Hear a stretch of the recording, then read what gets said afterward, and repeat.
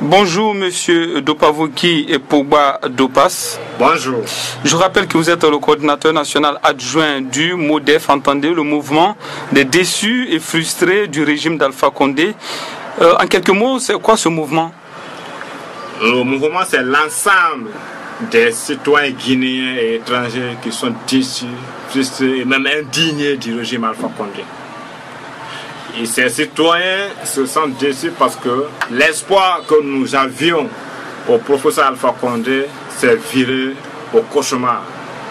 Nous sommes frustrés parce que M. Alpha Condé a fait preuve d'inefficacité, a fait preuve d'incompétence.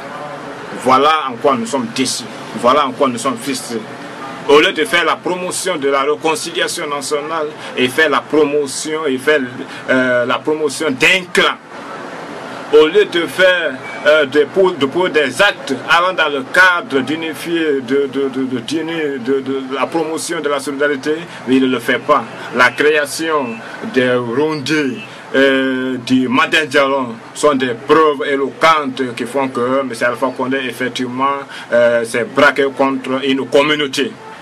Alors justement, M. Dopavoki, de façon concrète, quelles sont vos preuves pour dire que M. Alpha Condé fait la promotion d'un clan et fait la promotion également de la haine? Depuis ma naissance, monsieur, depuis l'indépendance de la Guinée, je n'ai jamais entendu l'expression Madin Diallo. Oui, mais ça a toujours existé au foot. Je n'ai jamais entendu. Vous n'avez pas entendu ne veut pas dire que ça n'a jamais existé. Ça n'a jamais existé, oui, tout à fait. Mais je n'ai jamais entendu, bien que j'ai fait le foot, on ne m'a jamais dit. C'est une façon de braquer une partie d'une même communauté, des enfants d'un même tiroir, contre une autre partie. Ce n'est pas bon. Et en quoi on peut donner un agrément à une communauté, au Madin Diallo? Ce n'est pas bon. Pourquoi quand il ne l'a pas fait? Ceux qui ne l'ont pas fait, pourquoi? C'est lui qui peut le faire, lui à qui on avait de l'espoir. Vous pensez qu'ils ont fait la demande au temps de Lansana Conté que ça a été refusé? Non, je ne pense pas. Je ne pense pas. Mais du moment où c'est Alpha Condé qui est aux affaires qui délivre l'agrément, je me dis que ce n'est pas bon, c'est une mauvaise chose, c'est quelque chose que je condamne avec la dernière énergie. Alors vous parlez justement de la promotion d'un clan. Est-ce un clan ou une ethnie? Ce n'est pas une ethnie. C'est effectivement un clan, parce que je n'ai jamais manqué de dire aux uns aux autres. Ce n'est pas la communauté mandingue qui est aujourd'hui, qui gère aujourd'hui les affaires, mais c'est un clan comme je le dis. Mais c'est Alpha Condé est plus sous que Malinké, il ne faut pas se voir la face. Il est plus sous que Malinké, il ne faut pas se voir la face. Il parle mieux sous que le Malinké. Malinké, il ne connaît rien. Moi, je ne suis pas Malinké, mais je parle mieux Malinké que lui. On peut se mettre en face à face. Donc ce n'est pas une affaire d'ethnie, c'est plutôt une affaire de clan. Ce clan-là se trouve dans la communauté mandin, ça peut se trouver aussi en forêt, tout comme en Basse-Guinée. Donc c'est un clan qui est là, une minorité de Guinéens qui sont là, qui gèrent aujourd'hui les affaires et qui gèrent très mal les affaires de notre pays. Alors justement, vous dites que on sait que par le passé vous avez été, en tout cas affilié au RPG Arc-en-Ciel, en tout cas au RPG. Alors qu'est-ce qui explique aujourd'hui votre dissension? C'est le non-respect du protocole, comme ça a été le cas de M. Alpha Condé. Quel protocole? En 2010, après les résultats définitifs du premier tour de l'élection présidentielle, le bloc des forces patriotiques auquel nous faisions partie a signé un protocole d'alliance avec le RPG d'alors. Cette cérémonie a été présidée par M. Alpha Condé. C'est lui qui a apposé sa signature, ce n'est pas, il n'a délégué personne. Et où il s'est déplacé pour aller au siège même du bloc des forces patriotiques qui a détruit plus tard, 2 ans après son investiture, en 2012.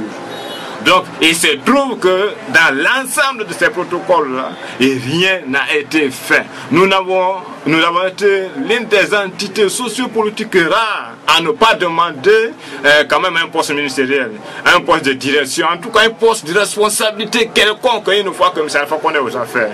Par contre, nous avons demandé ce qui va dans l'intérêt général.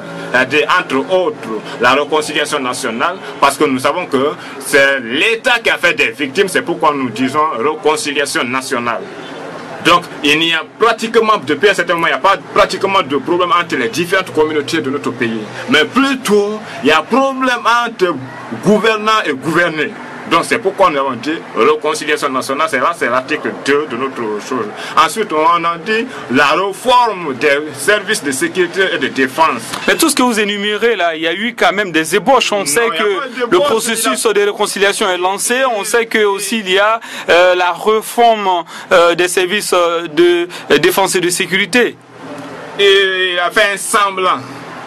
Il a fait un semblant. Je sais qu'en 2011, il a pris un décret portant création de la Commission nationale de réflexion provisoire. Il a même dit provisoire, ce n'est pas moi qui le dis, ça existe dans les décrets. Donc depuis lors, les activités menées par ceci, là, restent dans les tiroirs comme il a toujours fait. Hein? Comme il a toujours fait. Et ce n'est qu'à la veille des élections présidentielles où il a réveillé un peu cette commission provisoire-là de réconciliation nationale. Pendant qu'il prône la réconciliation nationale, pourquoi créer encore de la confusion au niveau de la Moyenne-Guinée, où on parle de Madin Diallo?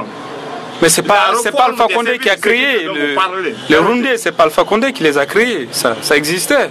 C'est lui qui fait la promotion des Rundés. Je sais que ça existe là-bas, mais c'est lui qui fait la promotion. Moi, je ne pensais pas qu'il y avait une partie de la communauté de la Moyenne-Guinée qu'on appelait Rundé. C'est maintenant, là, en 2012, que j'ai compris qu'il y a une communauté qu'on appelle Rundé, qu'on appelle Madin Diallo. Bon, la réforme des services de sécurité et de défense dont vous parlez, il faut quand même être honnête, c'est quand même le général Sekouba Konaté qui a commencé en 2010. Il faut parler le général Lamine Sissé, un Sénégalais. Donc ce n'est pas à son temps que la réforme ne consiste pas, ne dit pas il faut tuer ses frères. Il faut prendre les armes quand il y a manif, tuer, braquer les armes les uns contre les autres. C'est pas bon. Oui, mais on sait quand même comment les manifestations se passent à Conakry. On a dit, oui, les manifestants, sincèrement, ils sont sans problème. Et ils marchent. C'est quand ils se sentent menacés qu'ils réagissent. Mais quand la manifestation est interdite, parce que vous parlez de manifestation, quand elle est interdite, il ne faut pas sortir. Mais dans tous les pays, ça se fait, même aux États-Unis. Hein. Oui, mais interdit comment? Qui va interdire la manif ici en Guinée? Mais l'État L'État, c'est qui? C'est maire. C'est un maire qui ont leur mandat déjà expiré depuis plus de 5 ans. Alors on sait aussi, M. Dopavogui, que vous avez soutenu le capitaine Dadis Camara, qui est depuis lors en exil à Ouaga. Aujourd'hui, on entend qu'il est le président, en tout cas, d'un parti politique. Et est-ce que vous avez des projets peut-être pour vous approcher de ce parti politique? Je voudrais d'abord attirer votre attention sur l'égalisme.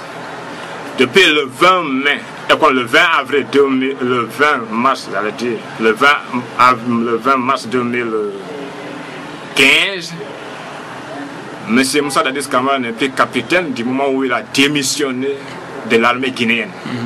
Donc je voudrais que l'on dise Moussa Dadis Camara. On peut démissionner, mais à partir du moment où on a servi l'armée, on a l'étiquette. Hein? Non, il n'a plus l'étiquette. Donc il s'est débarrassé. C'est en Guinée où on fait toujours la démagogie, on dit monsieur le ministre, quand bien même que celui-ci n'est plus aux affaires. Non, mais ça c'est l'armée. Hein? Ça n'a rien à voir avec l'administration. Même si c'est l'armée. Du moment où il porte plus de grade, il n'est plus le capitaine. Ok, revenons à la question. C'était une précision. Revenons à la question. Moi, j'ai été pro Dadis. Je suis pro Dadis. Je resterai pro Dadis. Mais le président Dadis n'a rien à voir avec le MODEF.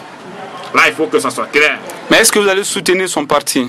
C'est la question. Moi, je vais le soutenir. Son parti? Moralement et politiquement, je vais le soutenir.